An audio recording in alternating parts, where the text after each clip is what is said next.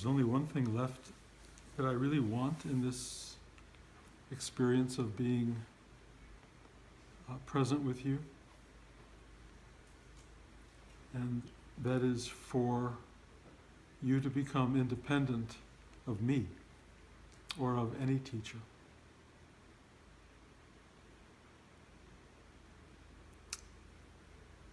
It's an old truism that teachers point the way, but they don't take you there. Nobody takes you there but you. You are the truly responsible one. And the voice that leads you is not the voice of someone you knew or someone you listened to or studied with. It's your voice.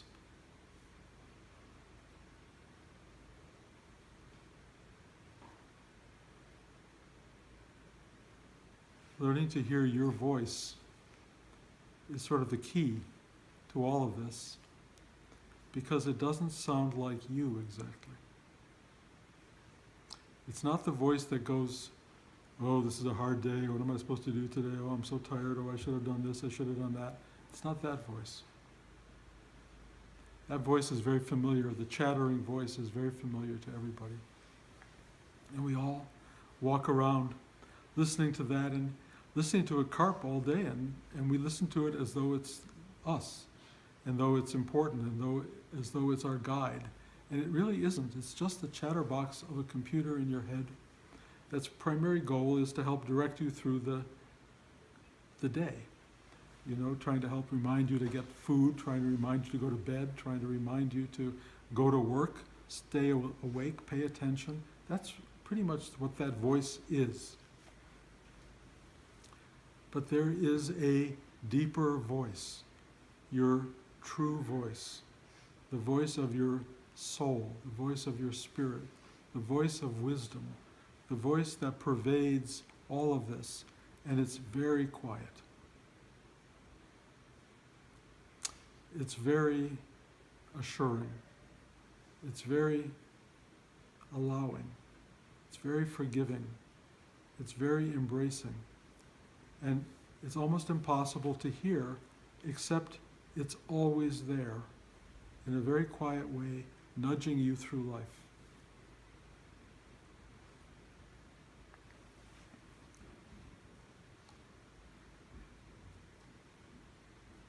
No one leads you down the road at the end.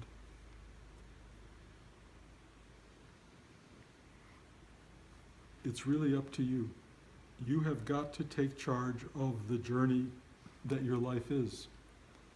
And you can keep putting it off and keep putting it off and think, well, it'll happen down the road, I'll get there. If I keep practicing and sitting, I'll finally get there. The journey to there will always be problematic because it will always be somewhere down the road. It will be somewhere in the future. And when you get there, you'll never have learned how to be here, so you won't even be there. You'll get to the end of the road and you'll be as lost as a little baby in the woods, and you won't even have your own voice to cry for help. You'll just be sitting around having little pity parties for yourself because you really never developed the ability to hear yourself, to listen to yourself, to get deep enough to know the sound of that voice which is your deepest and most profound and wisest self. It's always there. And the whole purpose and the whole value of this practice is to lead you to that place. I really believe that everyone in this room knows that voice, or I don't think you'd be sitting here.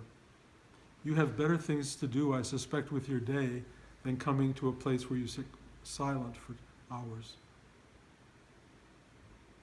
You could go to the baseball game, you can go to the movies, you can go to the bar, there's so many other things you could do, but for some reason, something is telling you to come here. Some of you may have a battle with that voice. Some of you may just go, of course. Some of you may just not even have to pay attention. You just move with it. But something brought you here as opposed to all the other places you could have been brought. And you've come here because something in you is hungry for something. You're searching for something. You're searching, as we all are, for some, in the simplest word, comfort. Or let's put another word which I started this class with today, ease. We would all like to be easy, at ease. We would like to be cared for, supported, embraced, loved. And the incredible thing about this deep inner voice is it does all of that. It simply does that. It is hard to express how much you are loved by yourself.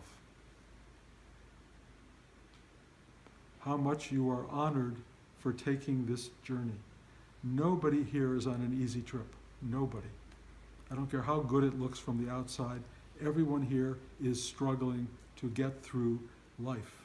And if you haven't hit the struggle mode yet, it's certain to come, because it's structured that way. Life is a very strange experience. It's about acquisition and accumulation and getting and gathering and having and building and creating, and then it's about taking it all down and walking away.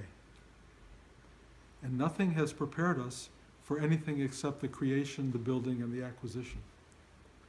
Very little has prepared us for the tearing it down, other than the fact that we all know it's coming, but it is shocking how few people really take that into account. So many people live a life thinking that getting and having is the totality of it, and that you want to go out of this world with everything in place and holding all of it. I got there. I got it. And then watch what happens. Those of us who are starting to get older really are seeing this process of disintegration. That which integrates us is only temporary. It serves a purpose, or it wouldn't happen. It constructs the world that we know. It seems to be a necessary part of the process of human life. And then it does the opposite. It starts to dismantle or disintegrate the thing that it created, not as a negative, not as a bad thing, not that death is a punishment. It takes it apart because you served a very real function in the world, and now that function is going away, and the thing that you were is being taken apart to release you and to free you back into the extraordinary space from which you arose. We all go back to that from which we came. And the incredible thing is, it never went away. The thing from which we arose is here as we speak. In fact, it's always here, always in this very instant of our life, always in this moment, and we are trained not to see it. We are trained to look forward and to look past. And I know I say this all the time, but it's so crazy. The journey we are on some level can be described as about a millimeter thick to get from here to here. But basically what you're trying to get from is there to this moment. It's not even a millimeter, there's no space at all. Getting to here and now is a crazy journey because you are here now. This is it. This is the very thing you've been seeking your whole life. You are in it. The voice that's been leading and guiding and supporting and loving and caring for you is present tense. It has never been future tense. You're not going to get there down the road. It wasn't something that you had. It's something you have right now. It is there in a profoundly loving, caring, listening, talking, guiding mode. The only way to find it is to shut up. Be quiet. Stop struggling. Get through the noise of your head. And believe me, I know it takes a long time to do that. You know, I sat with Rudy and did this practice. I've done it for 50 years. I know that the stupidest thing in the world is that it's so easy, that there's nothing to do. There's nothing to be done. This is it. All you have to do is go, oh, that's the end of the class. Oh, it's not other. And here's your mind, and I can see you all going, but, no, that's the problem. Is the problem. There is nothing, this is it. And you go, this big Indian, this classroom, the cloudy sky, this Bruce guy talking to me, this room, that's got a strange statue behind me, and what is this? And yet this is really, in a way, a highlight. Imagine this is it when you're sitting on the subway, and it's 110 degrees outside and 98 degrees on the subway. Imagine, all these awful moments. You're at a family gathering and you don't want to be there, Well, how could that be it? How could that be it? That's the thing. It is it. It's nothing but that. And the mind goes, well, I could take now in the present tense if it wasn't like this. If my uncle would just leave, it would be perfect. It's whatever the thing is that makes you think that somehow the equation isn't right, that there's things that are wrong with it, that there are things that if they could make it different, you would be happy. That's the whole problem. Who is cognating that? Who is thinking that? The person who is thinking that is the problem. That person is not present. That person is somewhere else. That person is removed from the moment, thinking about what could be, should have been, would have been better, and what was terrible before, and all the years of terrible things that your uncle said to you. All of that stuff is going on in your brain, and you're not in the room. Somebody made the wrong dish, and you're not supposed to eat, bread like that's made with, what's that stuff? Gluten. Yeah, gluten. Why didn't they know I don't eat gluten? You're in a room and everything would be perfect except for the gluten bread. And that destroys your spiritual life. I don't have a spiritual life because I accepted everything but the lack of gluten, or the presence of gluten, or whatever your issue is. But you really have to understand that we're all in a place where everything we want is right here and we're all looking elsewhere. And we're looking elsewhere because the mind doesn't know how to slow down, sit quietly, and say yes to the what is. That's the whole journey. I know a lot of you have jobs you don't like. A lot of you have people in your family you wish weren't around. A lot of you have fears of the future or pain in the present tense, or all of these different things that are going on that make you go, I can't do it. I can't be present because it's too painful. It's too not the way it should have been, would have been, could have been. It really is. I cannot accept this. That's the problem. Not accepting is the source of suffering.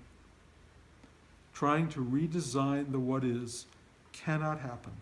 The what is has taken 14 billion years to make itself real. Who are you to say it shouldn't be this way? Why do you think you're in charge? You are part of what's happening.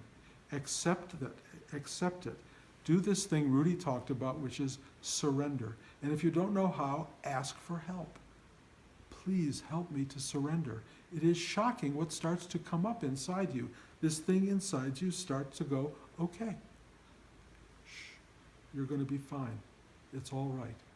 I love you. I care about you. I want you to be well.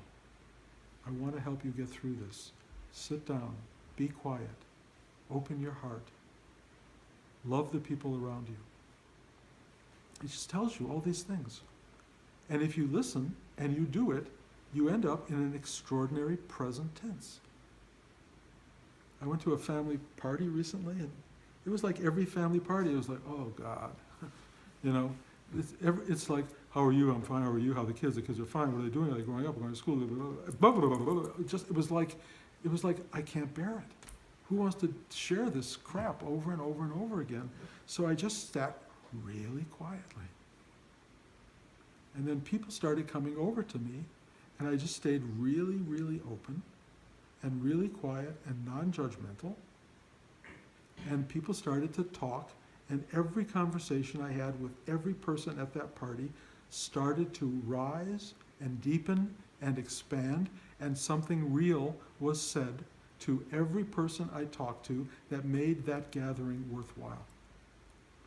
It had to do with my going, stop the noise, stop the resistance, stop the rejection of everything, just be present. And if it means sitting still like a block on a log, do it. Find your center, find yourself, and watch what happens. The fact that people came to me may not have happened, and I would have just sat there, you know? I could have a Diet Coke or whatever and just, you know, yeah, kids are great, things are fine, yeah, nice, thank you. But it just transformed into something of content. It had dimensionality, it had richness, it had fullness, it had completion. Something wonderful got shared with everybody in my family. I was on a train going to visit my sister in Atlanta, and this very large, big, fat black woman sitting next to me, and my heart just opened to her. So I just started talking to her.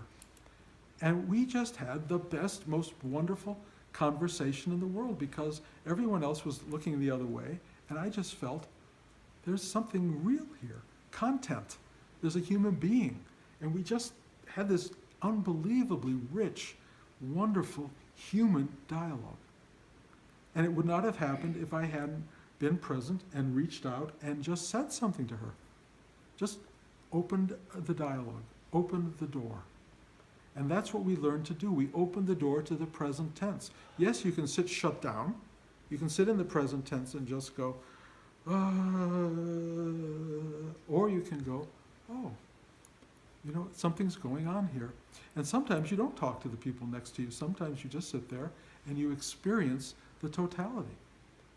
The fact that we're all moving through time and space, the fact that the universe is in motion, the fact that you're part of this living, breathing, unbelievable, mysterious reality, this crazy reality that we all share. It's so extraordinary and dynamic to be part of it, and not just to take it for granted and keep thinking about, you know, what's going to happen when you grow up, or what's going to happen when you die, or what's going to happen da-da-da-da-da. Just here and now, present.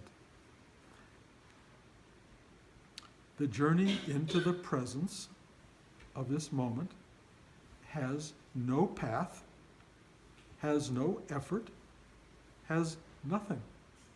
You just show up. You don't have to do anything. You just go. It's a kind of relaxing. It's a kind of ease, a kind of okayness, a kind of going, huh. And then it just reveals itself.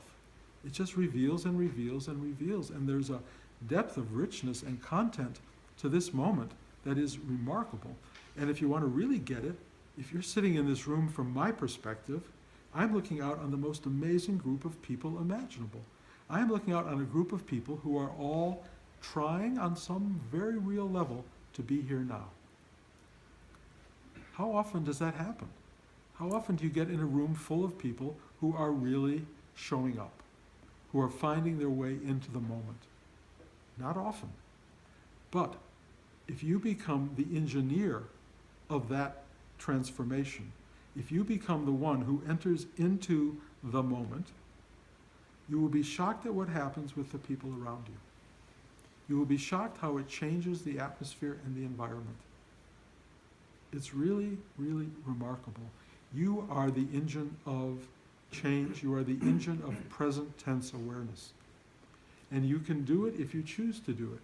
But if you are walking around, when you leave here now, and you just slip back into the old, oh, woe is me, pity party person that many people are, that's your choice. That is your choice. And yes, you may have 5,000 good reasons to do it. You know, life has really treated you badly. Things have come at you, things didn't happen, things that should have happened. We all have reasons to be miserable. Everybody. The choice not to be miserable, the choice to take your mind away from all of that crap and bring it right back into this. Suddenly, the misery is out there somewhere. The drama that didn't happen in your life or did happen is not in this moment. This moment is pure. It's simple. It's quiet. And all you have to do, other than be in the moment, is accept the moment. Accept the moment. Just go, okay. Even if you don't like it, even if it's not pleasurable. You know, there will come a time when you will begin to be experiencing changes in pattern in your life, something that's happening to me as I get older, which I find really bizarre. Changes in how I pee, changes in how I sleep, changes in how the day goes, changes in my emotional moods. I don't know what these things are. They're completely different than they used to be. The patterning of my life, which was always one sort of predictable pattern, is no longer predictable. I never know what's coming next. Never. And so I have learned to go, oh, okay. This. And you engage. You accept. You become one with the thing that is. And then at some point, you start to get intimations of the kind of discomforts and pain that often go along with aging and being a person who's lived a long time. You know, the screws don't work the same way, the bolts don't work the same way, there's rust, the car's falling apart, and there's no more technicians who can fix it, really. You just have to live with this stuff. That takes an enormous effort, because that's the time where you really want to run into some kind of future, some kind of deadening of the present, something that takes you away from all this. And that is the way many people fail in their spiritual adventure. Because when the going gets hard, they go. What you have to learn to do, because the going will get hard, is you've got to learn now how to have the musculature to show up to the present no matter what it is. And what you find, if you've done this for a long time, is that even in the most uncomfortable states, even in moments of real pain and displeasure, there is something inside that is witnessing it all. And it's going, it's okay. It's okay. And what happens, and it's really fascinating, the bigness of your reach and your grasp and your willingness to expand overwhelms the discomfort, overwhelms the pain. It doesn't necessarily get rid of it. It just puts it in a very real perspective. It allows you to see it and live beyond it. And I always, at this point, and any time I discuss this, refer to Christ on the cross and his unbelievable agony. And what does he do after he feels he's been betrayed and lost and no longer connected to his Father? Why have you betrayed me? Forsaken me is what he says. He turns and goes, forgive them, for they know not what they do. That magnanimity of being is what allows the pain to become smaller than the heart. His heart reached out and forgave those who were causing this terrible discomfort. Part of being in the present, part of finding your way into something that expansive, that loving, that caring and compassionate is what you're learning to do sitting here, arriving at now.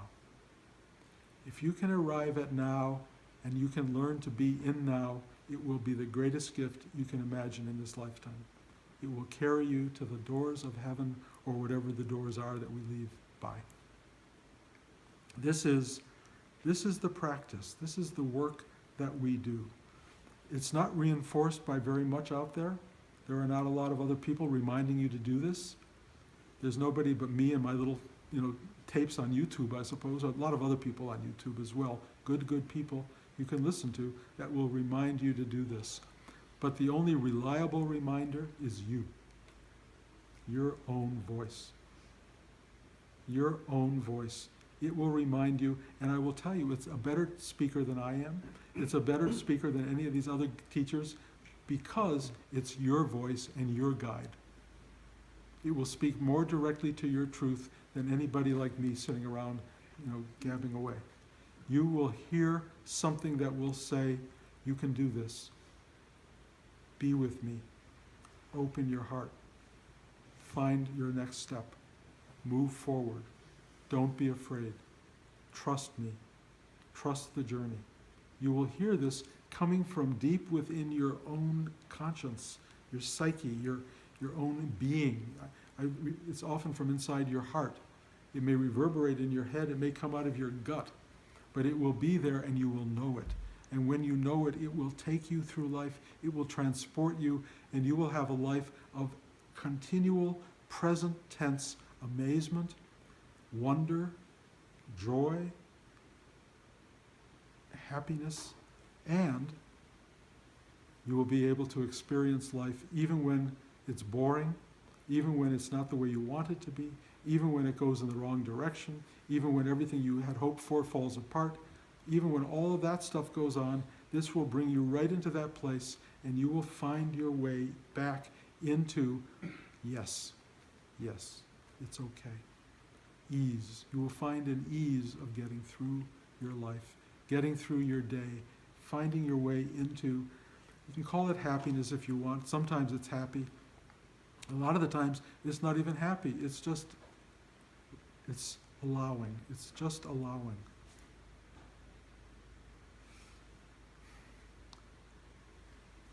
You're on your own, guys, in this journey. I know you want somebody there to guide you and tell you how it works and make it work for you and help you every step of the way, but one of the great lessons I got was Rudy died 6-7 years into my study with him. My teacher, who was going to guide me through everything, gone. You know? I mean, to me that was an impossibility. But in the end, of course, it was one of the great gifts, because I knew he left me with enough material to chew on and work with.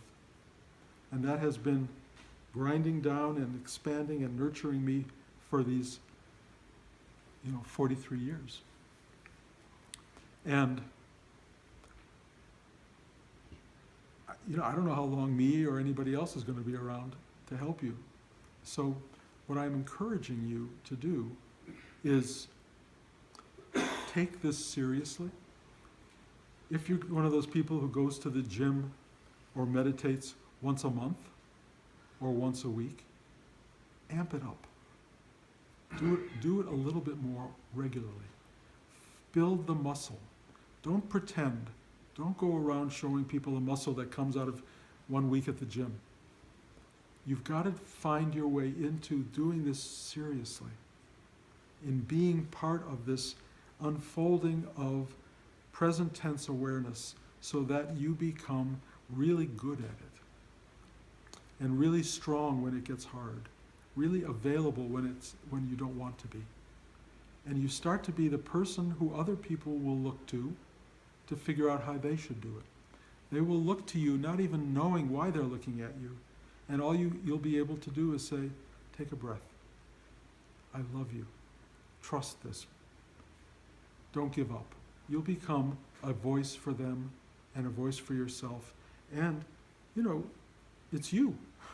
Who else is it going to be but you? Who else? Who else can we turn to? And if you don't take up the responsibility, who's going to take the responsibility? We can look at this class and go, well, we don't have any, major, business moguls sitting here. We don't have anybody at the center of the entertainment business. We don't have anybody here who's got the voice that can speak to the masses. But I'm telling you, even when you speak to the masses, only a few people hear, and you alone speaking to the one person next to you on the train will have an impact. You will have an impact. If you are present tense and you bring that present tense awareness to the person next to you, to the other people in the room will expand. People will feel it. They may not label it, they may not understand it, but they will know it, and they will feel something. And that's what makes people wake up. So take responsibility. Even if you don't take it, you got it. You're not going to come to the end with anybody helping you but you. Really. And if that inner voice is still carping about why didn't this happen or why didn't that happen, you won't have any help at all. And that's the worst of the worst. Having no help at all when help is all around you all the time. That's a true tragedy in human experience. How can you get to the end and have never found yourself? How can you get to the end and never known who you were? The only way to find out who you are is find it here and now. Here and now. It isn't going to happen tomorrow. It isn't going to happen in 5 weeks or in 10 months of study or living in an ashram or doing anything.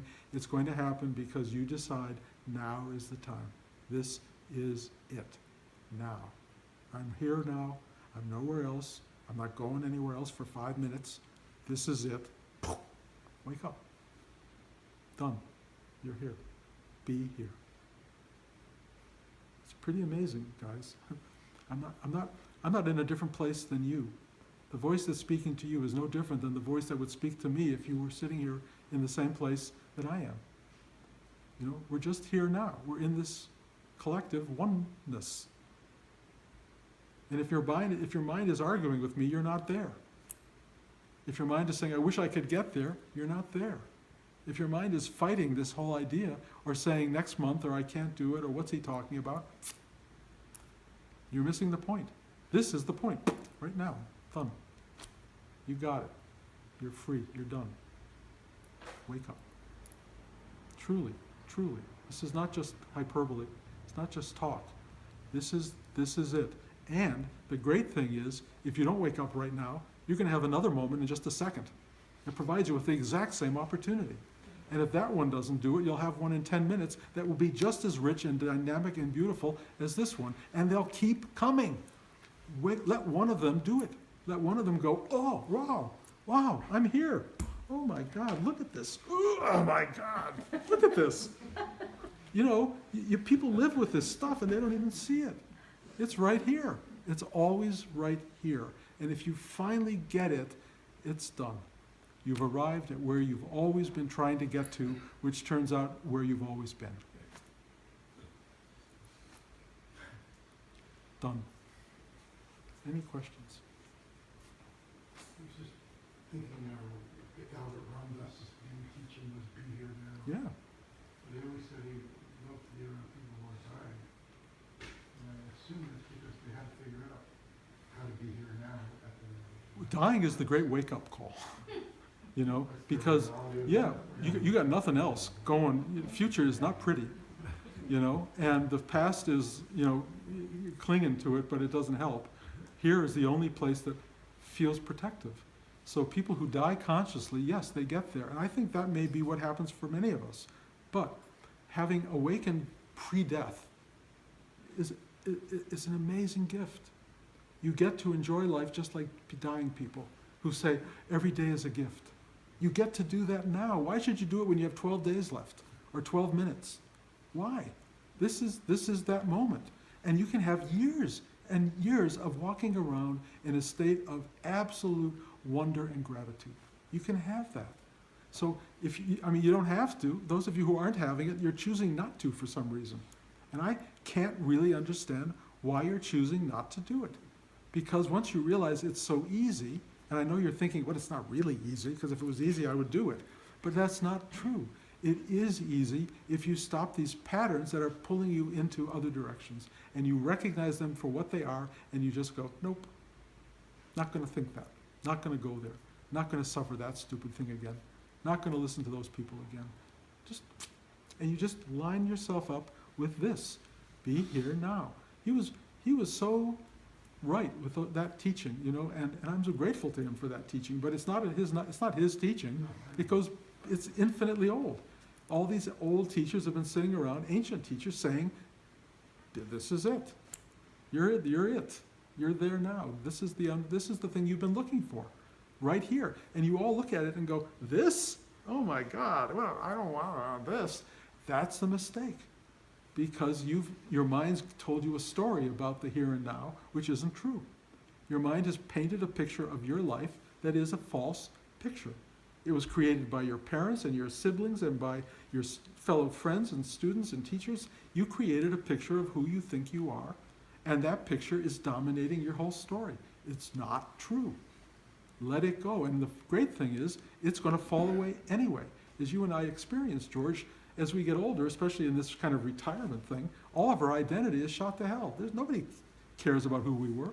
Nobody. You know, it's not interesting. You know, who we were is not interesting. Who we are looks uninteresting, but in truth, who we are is everything. Everything. And if people were to tap into the are-ness of you, the isness of you, they would be blown away by the wealth of being that you contain in your life and in this moment, because it's all compressed into this second. Everything you've ever been, will be, is here right now, and it's vast. It's vast. It's so big, and it's so overwhelmingly beautiful. And yet, here we live in this cramped little idea of a false self, and we're miserable. It's like, come on. You know, and my job is just to get you out of that. And I don't know what to do anymore. I talk like this, you know, I push buttons, I work with you eye to eye, I try to send energy and love and embrace you and give you everything I can get. And some of you get it for a minute, and some of you get it for longer than a minute, and some of you are still going, what's he talking about? But it doesn't matter, because if I keep going at it the way Rudy kept going at it, and if I have absolute patience, which is what Rudy said you have to have, some point, somewhere along the way, and from my perspective, sooner the better, you will just go, oh, that's what he's talking about. Oh, huh. And those of you who expect it to be like, oh my God, it's so incredible, you'll be disappointed. Because it's not like, oh my God, it's like, oh. And then it starts to ripple out, and you go, oh.